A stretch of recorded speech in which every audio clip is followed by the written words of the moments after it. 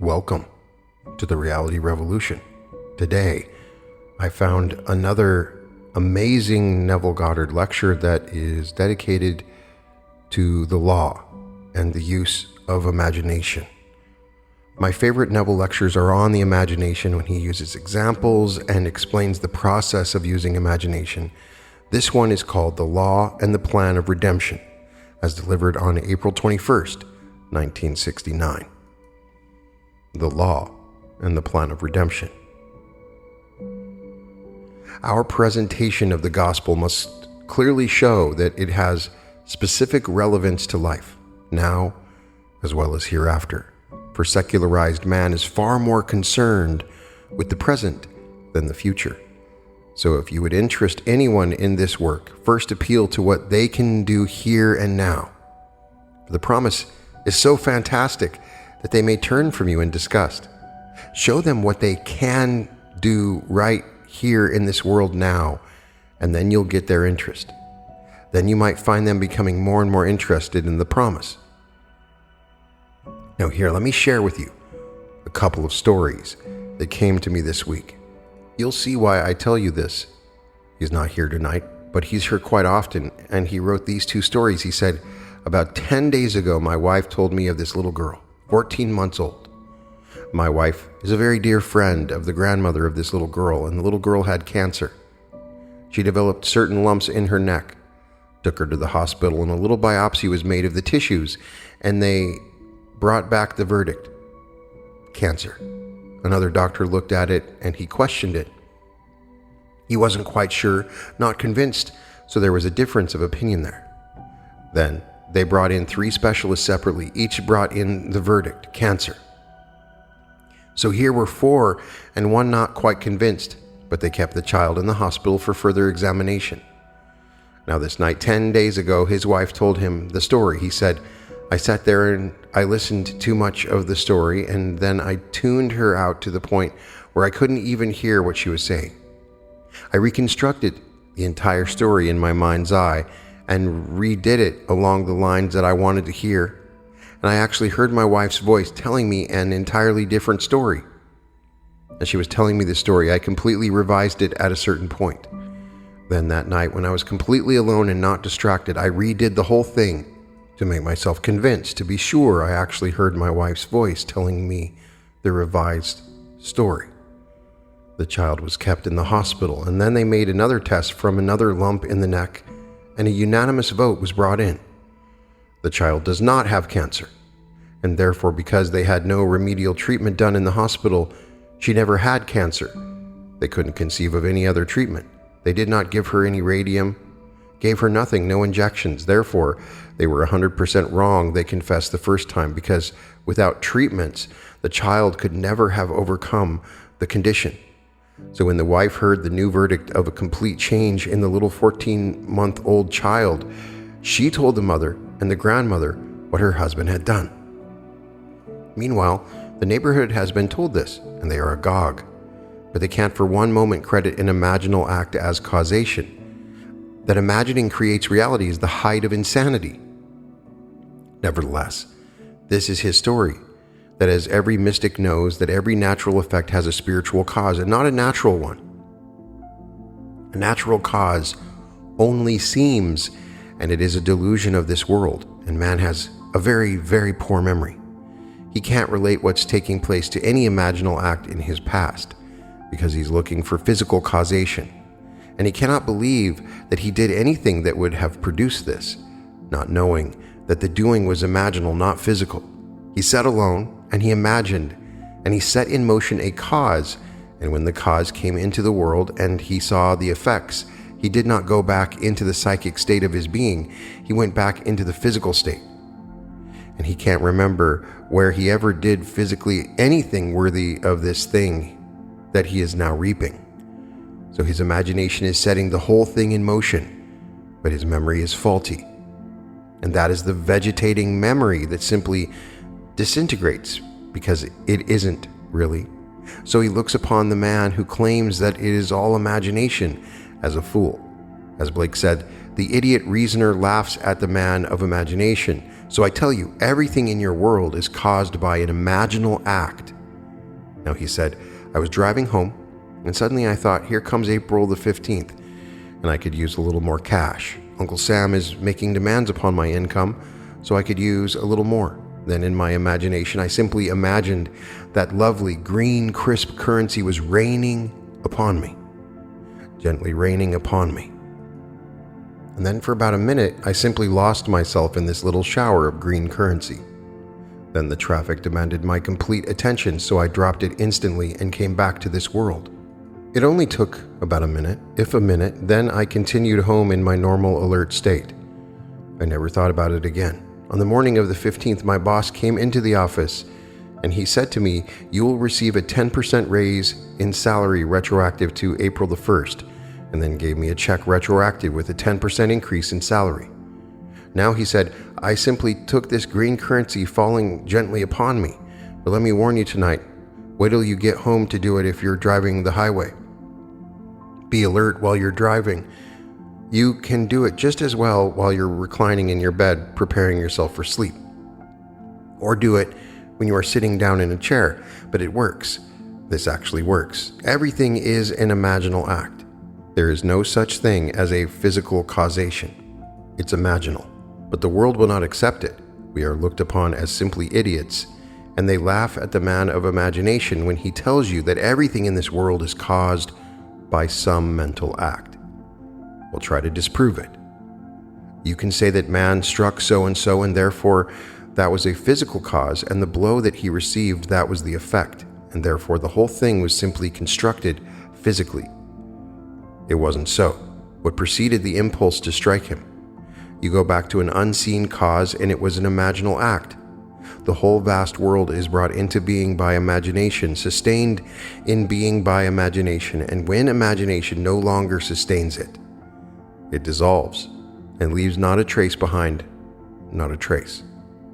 So here, one must approach this gospel on this level first, and you get their interest on this level so that they prove it in the testing, as my friend proved it.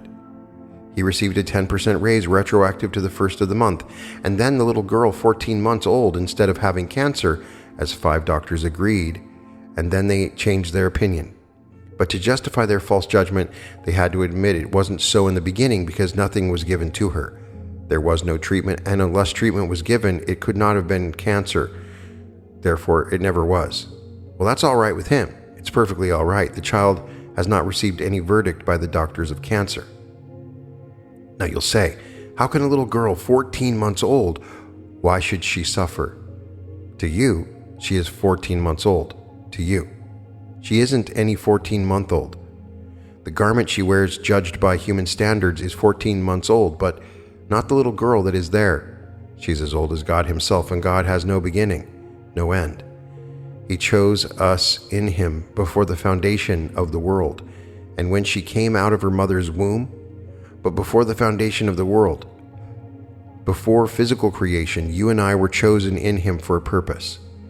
Now without that purpose, without that meaning, what would it matter if you this night owned the entire world and there was no meaning to it, and death closed the book, and that was final? Well, many a tyrant believes that. You can't blame him for being a tyrant. If he really believes it, well then, how can you blame him? Who wouldn't do just what he did if you really believe that death ends it all? Shakespeare in his Macbeth is perfectly right. A tale told by an idiot full of sound and fury, signifying nothing. That's what it would have to be if there were no promise, no purpose, no meaning behind the entire thing. So the promise comes in then after you get their interest, and they can test it and prove it in performance. When you can prove it in performance, then you can give them the most incredible story in the world and hope that they will believe you or begin to believe you. Nothing that is said of Jesus, not a thing about Jesus, is proven outwardly, but nothing. Only the visionaries know him. He who this dark body, this mask, they see what a friend who walks the earth with them clothed in flesh tells them that he had experienced. So a man or a woman suddenly has this entire drama rapidly unfold his or her confidence and tells them that these things happened to me. Now, you know, I'm not dead. And yet, do you know I know what it is to be crucified? And they listen attentively, and then to be buried, and then to be resurrected. Now, believe me, and in time I'll prove it to you. And then, in your heavenly wanderings, you choose one to whom you give your immortal eyes that are turned inward, not outward. And then you reveal the drama, and she sees you buried on a cross, burned to the ground, in the golden liquid light that is just a residue of the entire thing, just as you told her it has happened to you. Now, you could not in eternity persuade her that she did not have the experience any more than you could persuade the man who told her the story that he did not have the experience. So she knows who Jesus is, seeing behind and beyond the mask of her friend, who is fragile, who has all the weaknesses of the flesh, all the limitations of the flesh. She goes beyond the mask, through vision, and sees who Jesus really is. Well, then who is Jesus? He has made known unto us the mystery of his will according to his purpose, which he set forth in Christ as a plan for the fullness of time, that he may unite all things in him, things in heaven and things on earth. Ephesians 1:9. Therefore, who is Jesus? He is the plan. The plan is in man. That plan suddenly erupted in a man, and he happened to be a friend of a few who would listen to him, and they believed him in a way and hoped he was telling the truth. Well, he told them of another aspect of this principle that they could verify on this level.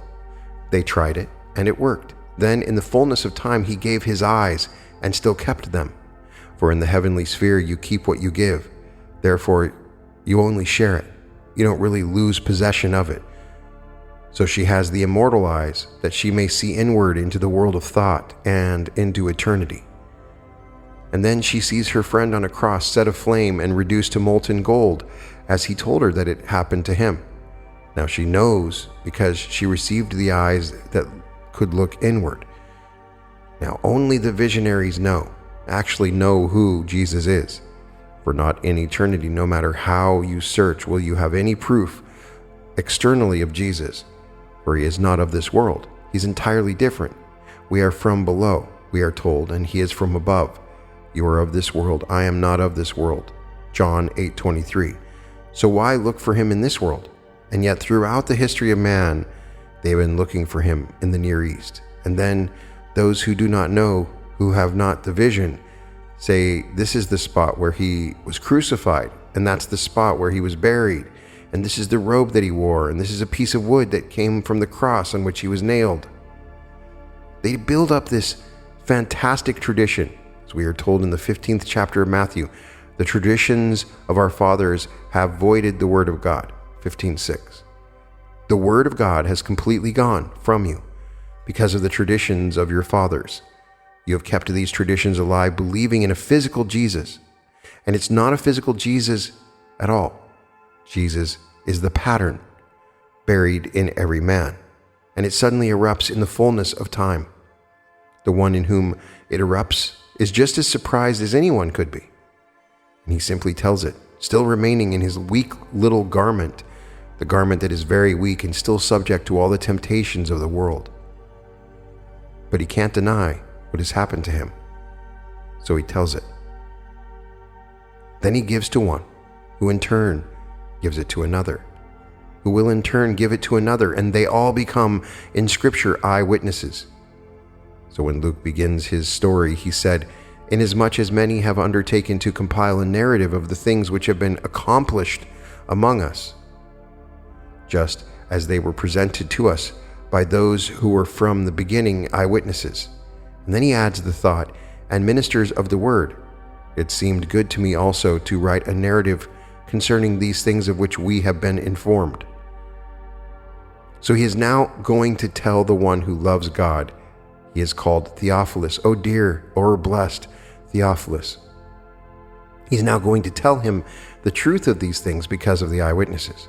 Now in time, the eyewitnesses depart this world, and then the ministers of the word multiply. They haven't seen what the eyewitnesses saw. So they depart in this world, leaving only the ministers of the word, and they never knew the eyewitness's friend when he walked in flesh, whose story they witnessed because he gave them his eyes to see what had happened to him. And so they witnessed the drama as it unfolded within him. But then comes the inevitable departure from this world. So they all vanish, including the one who had the experience, leaving only now the ministers of the word. And they build an organization which is so completely unlike what actually happened.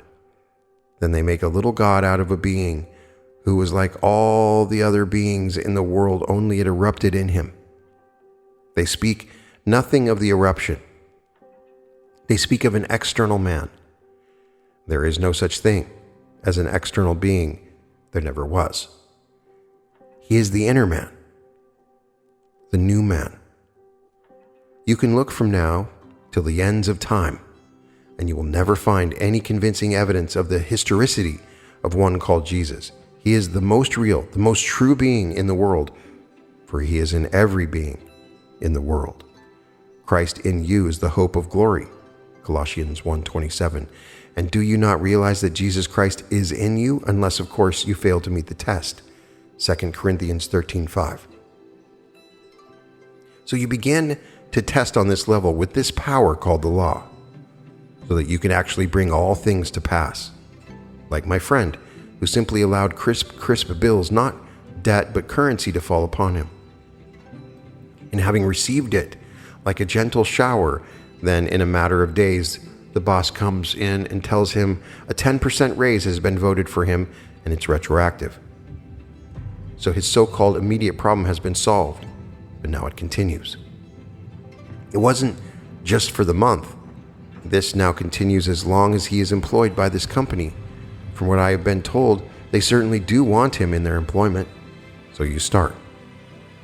If you're going to tell this story, you start by telling it on this level and show that it has a specific relevance to life now. Do not start in the hereafter. You can bring them into that afterwards, but bring them first into the working of the law. Do not allow anything in this world to confront you with something impossible. Nothing is impossible to imagination, and the whole thing is done in imagination, so you are not responsible as a reasoning being to make it so. You simply imagine that it is so. My friend who told me the story, what did he know about cancer? If he saw the cancer under the microscope, what is called cancer, he wouldn't recognize it. He doesn't know a thing about the human body any more than I do, but he would know that his wife would tell him if the verdict were reversed. And so now she goes out trying to convert the grandmother and the mother of the child to the belief that imagining does create reality. Well, she has a task. They are going to believe the wise doctors that never had it anyway, that they were wrong in their diagnosis. She could not have shown it under the microscope, and then in a matter of days, say within 2 or 3 weeks, to show no evidence that it was ever present. That was impossible. Therefore, she never had it. Not that she had it and an imaginal act dissipated it. Oh no, because they can't believe in causation as mental. Causation must be under that microscope in a little physical thing, though you can't see it with a normal eye. You can see it with the extended eye of the microscope, and therefore it is still physical. So the entire structure has to be physical for them. They take it now. But the little biopsy, the little tissue, and go right down with their aid, the microscope, and they see what is called a cancer cell. Then 10 days or 3 weeks later, they don't see the cancer cell. Therefore, they could not have seen accurately the first time. They know nothing of my friend's attitude toward life, that the whole thing is imaginal. Since he started coming here, he has gone up and up and up by simply imagining. He doesn't burst a blood vessel. He simply tuned out his wife's voice as it was coming through, going beyond the point he wanted to hear. He heard enough that the little child 14 months old had cancer confirmed by all the doctors, and there were 5. Only one questioned. He didn't deny, only questioned. But 3 experts all coming in singly, not together. Each went out on a limb and said it was cancer. So there were 4 against 1 for cancer. but he tuned her out and simply reconstructed the entire drama in his mind's eye and listened to his wife's voice that he knows well, completely changing the entire picture, and tells him what he wanted her to say. He heard it distinctly. That was all that he did. And that word of his could not return unto him void. It had to accomplish that which he proposed and bring it into fulfillment. He determined that, well, then he did not a thing. He knows nothing of the human body. He did nothing but remain faithful to that imaginal act, and the verdict came in. So I ask you to try it. Try it, and then turn to your neighbor in a quiet way and ask if they ever thought that their imaginal acts are causative. You might get a little wedge in that way. Did it ever occur to you that the things that are happening to you in your world are caused not by the obvious, but caused by some unseen imaginal act? Well, you may interest them that way, and then having received their interest for a moment, then you can ask them to try it. You can construct a scene for them and have that scene come to pass in their world. If it is duplicated and repeated again and it works, well, then you've got them. Now, you may present them with the promise, the most incredible thing in the world, that here this little weak garment and can be so completely transformed that it can rise from the dead, completely rising from the dead, not restored to life as the world is always restored, but a completely transformed being, something entirely different. Yes, the face is human, the hand's human, the voice human, but don't go beyond that because you don't know the form. Face human, yes. That I tell you the hand's human, the voice human, but don't try in any way to describe the form. We'll come only to the point of light. How can you have a body that's of light? Well, don't go beyond it. I'm giving you my own experience. The head, yes, beautiful, beyond measure, and human. And the hands, yes. The one thing that separates man from the entire creation is the hand. The monkey doesn't have a hand, and it can't fashion, it can't make. Without a hand, if I were the wisest being in the world, without a hand, I couldn't execute my contract. Give me a hand, I become a builder. So the first word is a hand, yod, he, vow, he. Yod is a hand, the hand of the creator, the hand of the director, that hand that can fashion. If I couldn't fashion, then I would go around nude.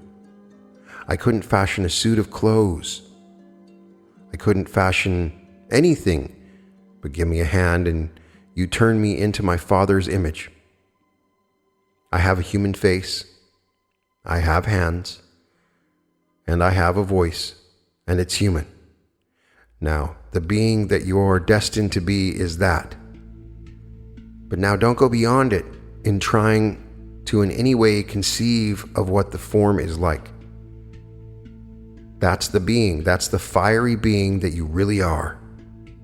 You are destined to be, and you'll awaken as that being. But you tell this to someone who would rather be the same little thing restored, something that they must carry to the bathroom several times a day and perform all the normal functions themselves and perpetuate that forever. Can you imagine such hell? No, that's not the body that you're going to wear. You're going to wear the body that is the body of God Himself, for you are destined to awaken as that form. But while you're in the world of Caesar, don't neglect the law. Don't treat it lightly. Use it every moment of time. And there's not a thing in this world beyond your ability to imagine. It's not your responsibility in this world to make it so. You simply imagine that it is so, and let it be so. And then in a way that no one knows, it is crystallizing itself into this world and becoming a fact. That is the world in which we live. Now, before you judge it, I ask you to try it. It would be stupid to pass judgment on something that you haven't tested. And so many people do that. They will say, I don't like that. Have you ever had it? No. But I know I won't like it. Well, you can acquire a taste for anything. I know the first time I had an oyster, it was on the little island of St. Croix. In those days, we spoke of it as Santa Cruz. It was owned by the Danes. Mother told me when I left Barbados to go to Santa Cruz to watch what other people did because they were different people and therefore they ate differently. And they ate different foods that I didn't know. I was only 11 years old. She said, you watch. In those days, there were no hotels, no rooming houses. And so you sat down at the same common table. If there was 20 roomers, then there were 20 roomers, and the man and the wife who ran the place sat with us, and they conducted the whole thing. Well, in Santa Cruz, where I am, it's 1960, and they're all speaking Danska. They're all Danish. And I couldn't understand one word, but I could observe what they were doing. And so the dinner started off, and they were all around the table. And here before me were these 6 little things on shells. Never saw one before. Mother said to watch what the host did. So she took this little fork, something I never saw before either, little tiny fork. She first put all these little condiments on the thing. Then she took the fork and stuck it into the face. Was like heaven, what she anticipated. Then, when she got it into her mouth, it satisfied her, and it was simply a consummation of that glory. Well, I expected the same thing. I did the same thing and stuck it in my mouth. It wouldn't go down, and I couldn't bring it up. It just can't expectorate it. Mother said that after all, you couldn't spit it out, so no matter what happens, if I die, I have to swallow it. And it wouldn't go down. Finally, when I swallowed, then I looked down and I must have turned green. There were 5 more to go and I couldn't say no. I had to actually put these things together and swallow it. And then down they would go. Well, today I love oysters. Love them. When I go to New York, we get these lovely oysters. Every dinner I precede my meal with either oysters or the little clams, the little neck. Not the cherry stone, not my favorite, but the little neck. They're limited in supply, and that's what I order, or the oysters. And here today, I thoroughly enjoy them. I can enjoy an oyster in any form. I prefer it in its raw state, but give it to me fried. Give it to me oysters Rockefeller anyway. I had my first experience at the age of 11, so you can acquire a taste for anything in this world. So you can acquire a taste for the Word of God.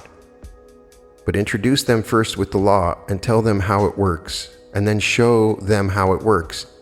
Ask them to repeat it. No matter how difficult the problem, let them confront it with this principle, then slowly get over, do you know who Jesus really is? Well, naturally, he's going to say, because he's Christian, so he believes he knows exactly who Jesus is, this unique son of Mary who had no father, but the Father was God. He was physical and he came out of Mary's womb. That's what they're going to tell you. 1 billion Christians will tell you that story.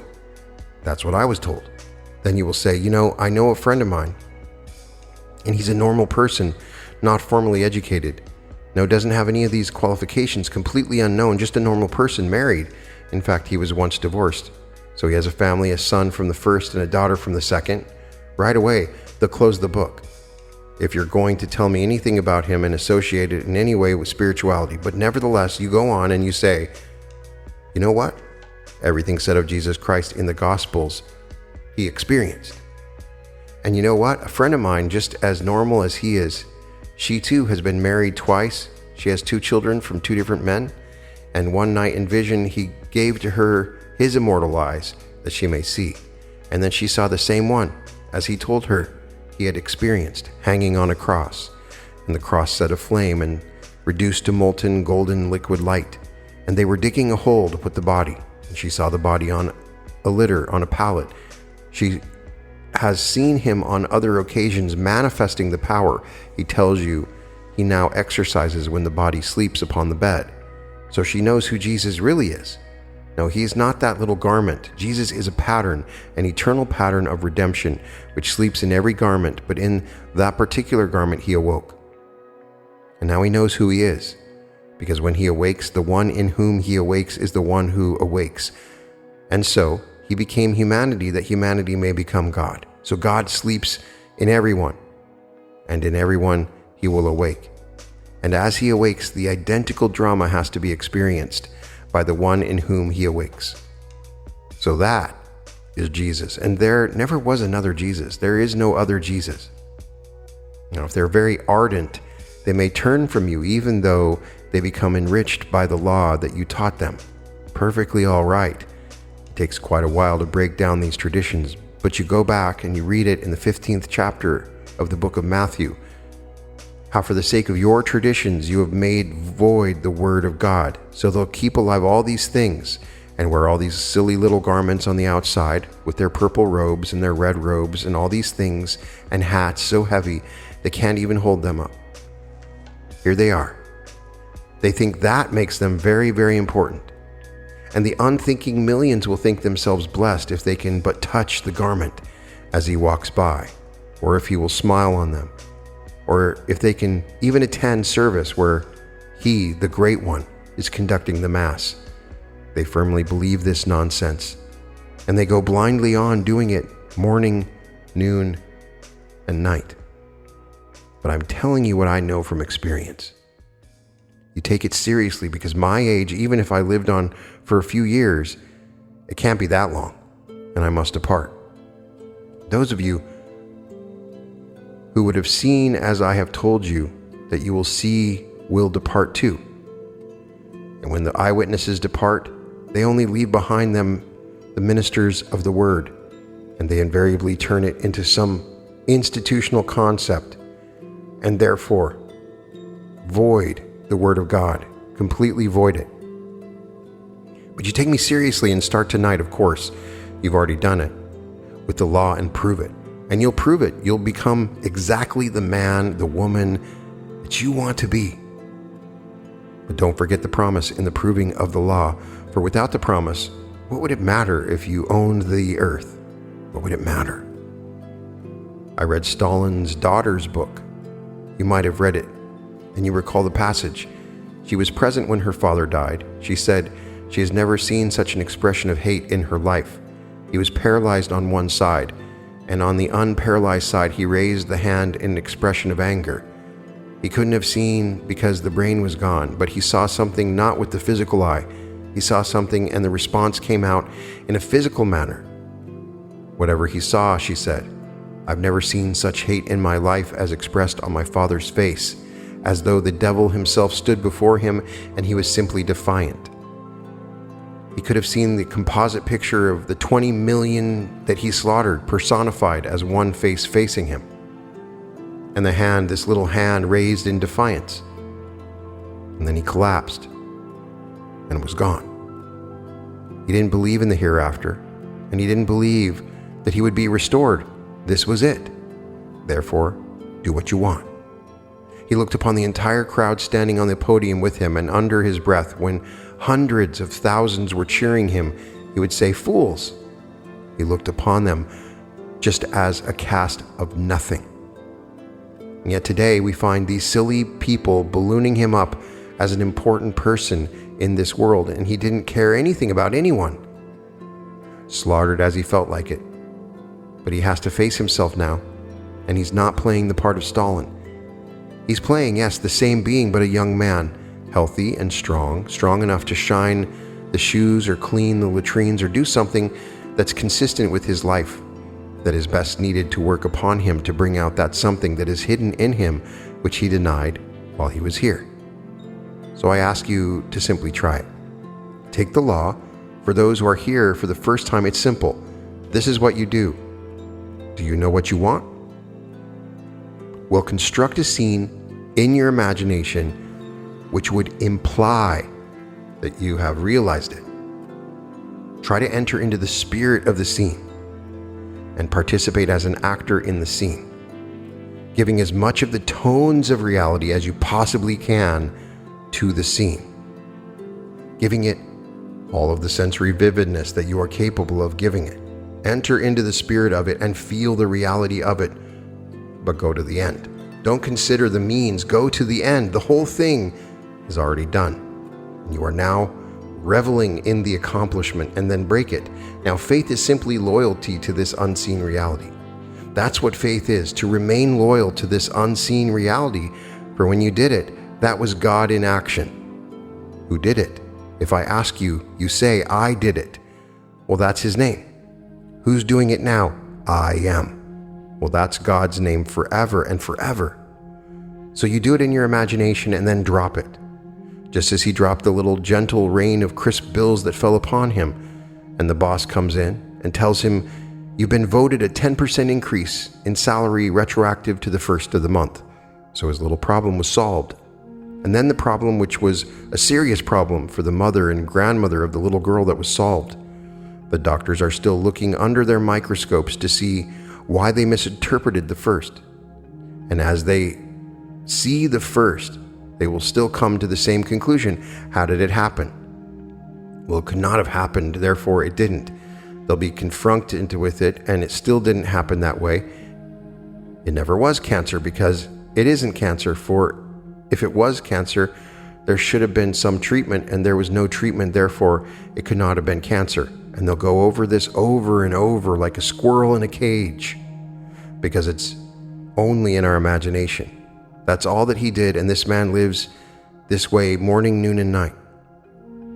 As he told me in his letter, "When I first came to you, I thought you were the maddest person out of the insane asylum.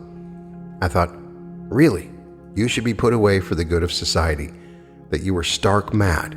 I really believed you were, but I was forced to try it, and so I tried it, and it worked. It didn't make sense, not any more than the promise makes sense. There's nothing more fantastic than the promise, and it doesn't make sense. From a worldly point of view, it is completely incredible, but I tell you, it's true, that buried in man is a plan of redemption in every man. And in the fullness of time, that plan erupts, and all that is said of that man in the Gospels you experience. Then you know that man, and that he wasn't here as an individual being. He simply was the plan who awoke in one being, whose name was who knows. But the name of the plan is Jesus. Jesus is Jehovah. That's what the word means. It is I am. And so that is the being that is in every man, and every man is going to have the experience of Jesus Christ. There is not a bunch of little Jesuses running around. There's only one. So we are all gathered together one by one into the one body, the one Spirit, the one Lord, the one God and Father of all. So that's what he said, that he would take us all together into the one, gather all into one being. Now that expression that is used in Ephesians, the first chapter, the root of the Greek word is head. So where do you gather it? In the head, for that's where it begins. You are buried there, you are crucified there, and you resurrect there. When you return there from this external world. That's where you return. So you're gathered all together into this one state, and this gathering is the head, as though it's what Sir James Jean said. The more he studies this infinite universe, the more he has come to the conclusion that whoever the creator is resembles an infinite brain, and we brain cells in the mind of the dreamer. So the brain cell is expanding forever within the one brain. At the end of these lectures, Neville would give 2 minutes of silence, as we will give now. Now let us go into the silence.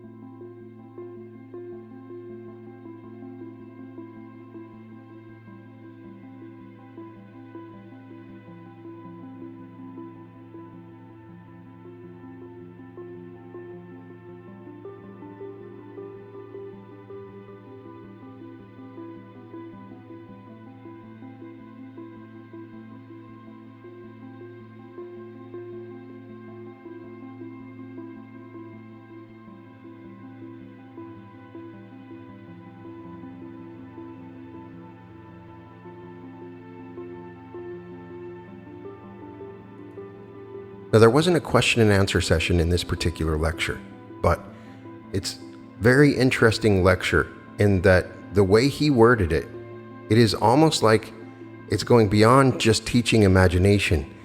He is teaching people how to teach Neville. He's explaining the process of teaching his own philosophy. As he states in the beginning, you don't need to focus on the promise. People are going to get turned off by that.